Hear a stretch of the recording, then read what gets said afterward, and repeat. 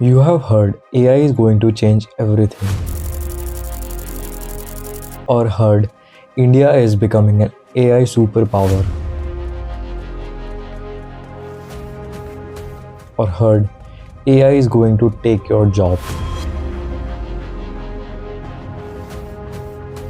But has anyone actually sat down with you and explained what is AI? Not the government version, not the corporate speech version, because I went to an AI summit in Delhi, a proper official and world's biggest AI summit. I got a chance to meet our honorable IT minister, Mr. Ashwini Vaishnav, and I saw Anjana Kashyap live reporting. But what's the issue? I came back more confused than I went. So I made this video. This is not a hype video. This is not a motivational video. This is just me, a student who genuinely curious about AI and trying to figure out what's actually happening around.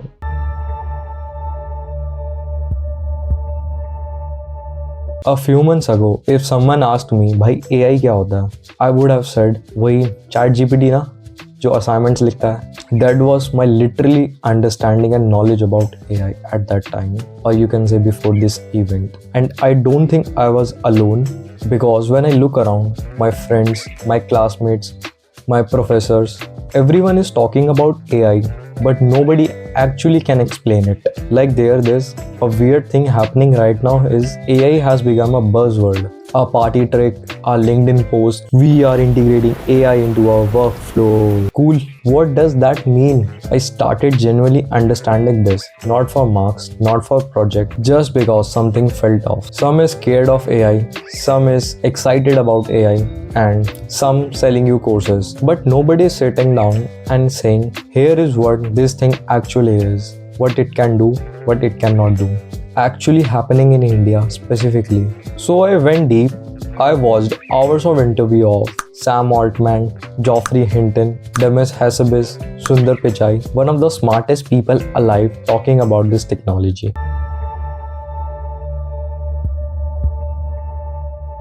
Okay, genuine question. When you think of AI, what actually comes to your mind? ChatGPT, right? Maybe Gemini, or maybe the robot from a movie. But here's the thing, AI is not a product, AI is not an app. It is a category of a technology, and it's been around us longer than you think. When Spotify recommends you a song, that's AI.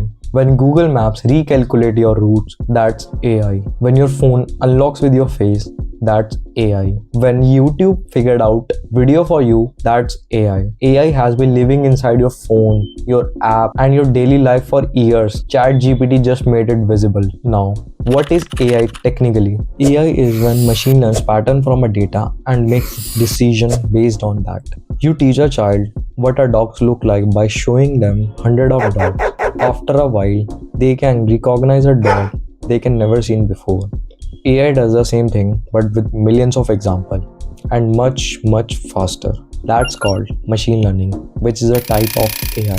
Then there is deep learning, which is more advanced. It's inspired by how the human brain works, layers of artificial neurons processing the information. And then there's what we have been seeing lately, large language models. That's what ChatGPT is. It's been trained on an insane amount of text from the internet. So it learns pattern in languages, and that's why it can talk like a human. Now, let me actually break down what AI is. AI is not the one thing. It's more like a family with very different members. The first type is narrow AI. This solves only specific tasks and can't go beyond its training. For example, Chess AI can beat every grandmaster, but it cannot make you a cup of tea. Face recognition in your phone unlocks in milliseconds, but it cannot make you a cup of tea. The algorithm deciding what to show in your Instagram feed. All these are examples of narrow AI. The second type is generative AI, or say Gen AI. This is the one everyone is talking about, like ChatGPT, Claude, DeepSeek, or Gemini.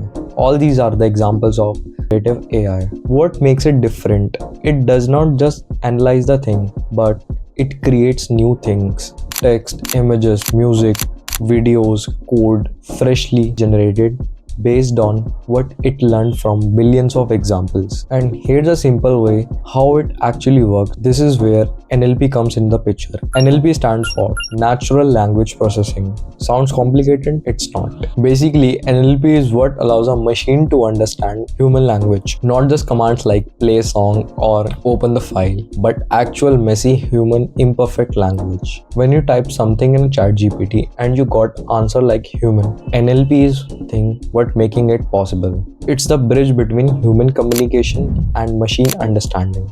Before NLP got good, computers can only understand very few commands. Now you can just talk to them in Hindi, in English, or in broken English, in whatever way you naturally speak. That's genuinely a big deal. The third type is AGI, Artificial General Intelligence. Everyone in the AI world is obsessed with it. AGI would be an AI that can do anything what a human can do. Not just one task, not just language, not just images, everything. Reasoning, learning, adapting, problem solving of completely different fields like a human brain does. Right now, ChatGPT is impressive, but it has its own limit. It doesn't truly understand, it just only predicts the patterns extremely well. But AGI would actually understand. Sam Altman thinks we might be close. Geoffrey Hinton thinks it could be dangerous when it would be arrive. Most honest researchers says we genuinely don't know when or if it will be happening. But the race to build is real, and it's one of the most consequential races in the human history. The fourth type is super intelligent AI, ASI. This is the one from the movies. An AI that doesn't just match human intelligence, but it surpasses it in every way by a lot. Right now, this doesn't exist, and we don't know if it ever will. So to put it simply, we are here, living inside narrow AI. Gen AI just arrived and changing everything visible. AGI is the goal everyone chasing, and super intelligence is the question which nobody can answer yet. Remember, AI is not the future, it is the infrastructure of the future.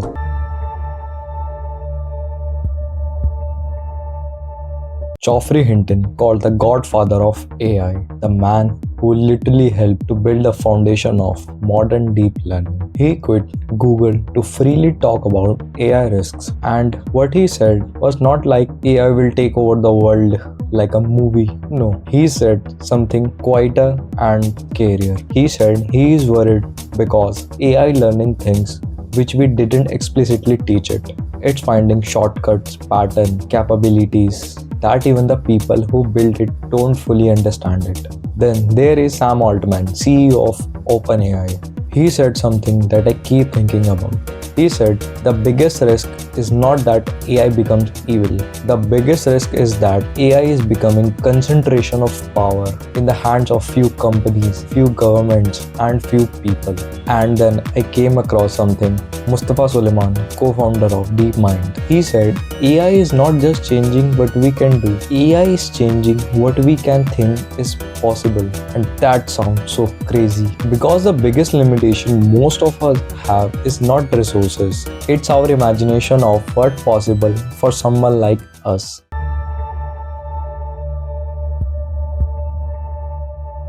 Genuinely, I thought India is going to be powerful. India is taking AI seriously. Big speakers, government officials. Some parts were genuinely impressive. Real conversation about AI policies, real money being committed under this AI mission. And what I saw, I need to talk about it because it matters. The buzzword problem. Walk around any booth at that summit. Talk to the people standing there representing their companies. Half of them can't tell you what their AI actually does, but they will use the words like machine learning, neural networks, deep learning, intelligent automation with full confidence. It's like wearing a lab coat without knowing what's inside the lab. The focus was on sounding technical, not on being actually technical. And when your audience is global tech people, engineers, researchers, actual AI developers, they can tell the difference immediately. You can't impress them with jargon. They want to see what the thing does. Copy-paste innovation. A lot of Indian companies took Western AI tools, OpenAI API, Google model, AWS AI services, wrapped it in an Indian brand name, and presented it as their own innovation. Using existing technology is not wrong. That's how a lot of software works. But there's a huge difference between building the foundation and calling the foundation your own. US companies are genuinely focusing on new research, new architecture, new innovation. They are pushing their frontier. Indian companies, many of them are following their frontier and then marketing it like they were leading it. And the honest question is, if we were just integrating AI where it's not even needed, just to say we use AI, are we actually solving problems, or are we chasing just investment rounds or LinkedIn claps?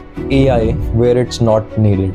There's a trend right now where everything has to have AI in it. Your water bottle app with AI hydration tracking app, your parking app with AI powered automation parking, a basic Excel dashboard rebranded as an AI analytics platform. This is not innovation. This is desperation for relevance. The companies actually changing the lives with AI are the actual ones who solving the real problems and then checking if the AI is the right solution or not. When AI is the answer looking for a question, the result is bloated, expensive, and useless product. And they clutter up summit like this one, making it hard to spot the actual good stuff, the Galgotias. You know, India has very complicated relationship with China. We talk about banning Chinese product, Chinese app, being self-reliant, making India, or Atmanirbhar Bharat. At this AI summit, a global level event, a university showcased a robo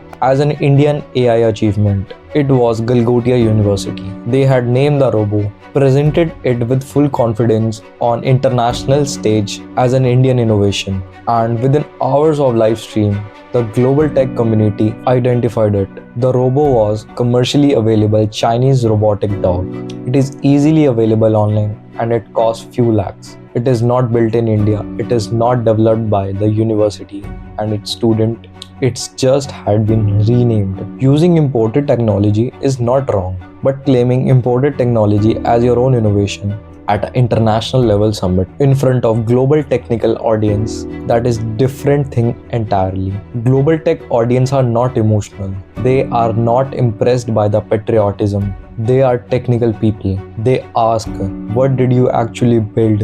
What's the architecture? What's new here? Show me the research. And then, as if the robot incident was not enough, on 20th February 2026, a group of people walked into an AI summit, one of the most watched international level AI summit India has ever hosted. They removed the shirt inside the venue and staged a protest, not outside, not on the street, in front of global leaders, tech CEOs, international media, people who flew in from across the world to see what India is capable of. Now here, what makes this worst? This is not just a spontaneous outburst. Getting into an AI summit was not easy. Strict registration, QR code verification, multiple security checks. You can't accidentally walk into the venue. You plan it, you organize it. And the India Youth Congress take the responsibility for this protest. They posted the photos of the protest and claiming it as a revolution. It was linked to Rahul Gandhi and Congress leadership. But here, where I want to say something that might be unpopular. Look, protest is a fundamental right in a democracy. I believe that nobody should take that right away. But there is a huge difference between exercising your right and abusing the moment. When you stage a shirtless protest inside an international AI summit, you are not hurting the government. The government issues a statement and goes home. They were fine. You are hurting India's image in front of the exact people we needed to impress. The investors, the CEOs, the researchers, the global media. After everything I just told you, a robot incident, a university scam, the gap between announcement and reality, the protest. I know what the first reaction of the people would be. Modi ji ने कुछ नहीं किया, सब government की गलती है और ये सब दिखावा है. And I get it. Criticism is easy, especially online. But mature हो जाओ थोड़ा. The government organized a global level summit. They invited prime minister, presidents of various countries. They invited the CEOs of Google, Microsoft, OpenAI, Anthropic, some of the most powerful and genius people in these tech industries to sit in Delhi and talk about India's AI future. That is not a small work. That takes real diplomatic work, real money, real efforts like UPI, Aadhaar, ONDC is world class. Many countries are literally copying our digital public infrastructure. So the government is doing its part imperfectly with lot of noise, but it's doing something real. The question I want to ask is what we are doing, not we as the government, we as the student, as the startup, as the companies, universities. Modi ji ने summit organise करवा दिया, invitation भेज दिया, stage लगा दिया, दुनिया को बुलाया, लेकिन इनोवेशन के नाम पे तुमने क्या उखाड़ा? Because that's the part nobody wants to answer. It's much easier to point at the government than to sit with an uncomfortable truth that the gap between India's AI potential and India's AI reality is not just a policy problem. It's a culture problem. It's an honesty problem. And let's just look good problem. And that's on us, not just on them.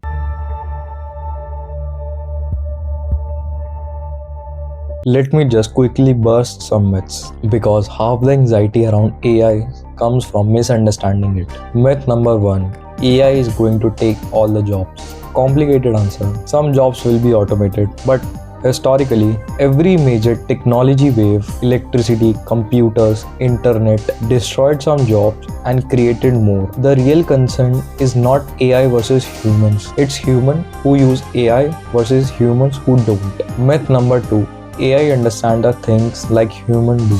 This is important. ChatGPT does not understand anything.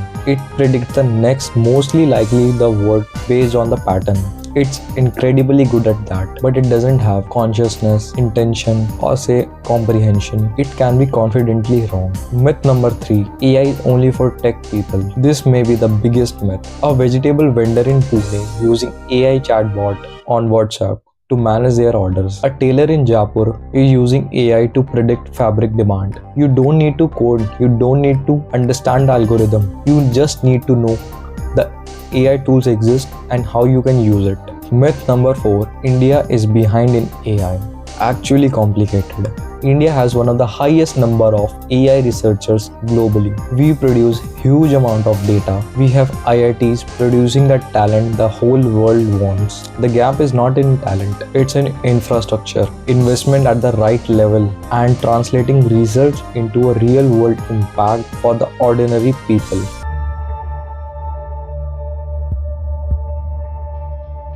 This part genuinely excites me because when people talk about AI, they talk about Silicon Valley, they talk about billion-dollar companies, but some of the most meaningful applications are happening on the ground level. And in India, ground level is the level where the most people live. There are voice-based tools that can talk in Hindi, Tamil, and various other languages. Literacy doesn't matter. You speak to it, it responds. It helps you to apply for a government scheme. It tells you the weather for your crop. It translates a legal document. Beam, DigiLocker, and similar platforms are integrating AI in a ways that slowly, quietly, who don't have connections and are making bureaucracy less terrible for the people who don't have connection or English. That is what AI should be doing in India. That is the vision nobody talks about in AI summits. That's the version that matters. And as a student, as you're about to enter this world, you don't need to be an AI engineer to be relevant. You just need to understand what these tools can do and use them in whatever field you are entering, whether it's law, business, accountancy, science, or any other. The people who will gonna struggle are not the ones who cannot code. They were the ones who refuse to even understand what's happening around them.